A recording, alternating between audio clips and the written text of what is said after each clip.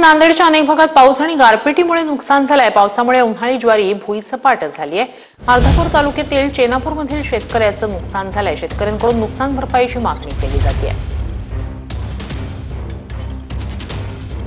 नांदेड जिल्ह्यातील अर्धापूर, हदगाव, हिमायतनगर या भागात जे आहे सायंकाळी उशिरा वादळी वाऱ्यासह गारपीट झाली आणि पाऊस सुद्धा पडलाय। त्यामुळे जे आहे शेतपिकाचं प्रचंड नुकसान झालंय।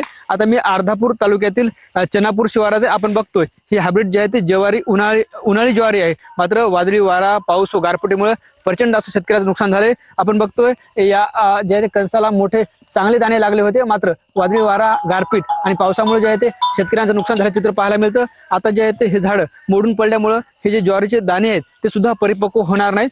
त्याचबरोबर जे आहे ते अनेक भागातील हळद असेल, फळबागायचे सुद्धा मोठ्या प्रमाणात नुकसान झाले। त्याचबरोबर जे आहे ते अनेक आंब्याच्या बागा सुद्धा उद्ध्वस्त झाल्यात। आपण जर बघितलं तर अचानक आलेल्या वादळी वारा व पावसामुळे हे नुकसान झाल्याचं चित्र पाहायला मिळतं। प्राथमिक स्वरूपात हे आंब्याचं झाड आहे, यामध्ये सुद्धा मोठ्या प्रमाणात आंब्याचा सडा पडल्याचं चित्र आपल्याला पाहायला ज्ञानेश्वर लोंढे, TV9 मराठी, चेनापूर, नांदेड।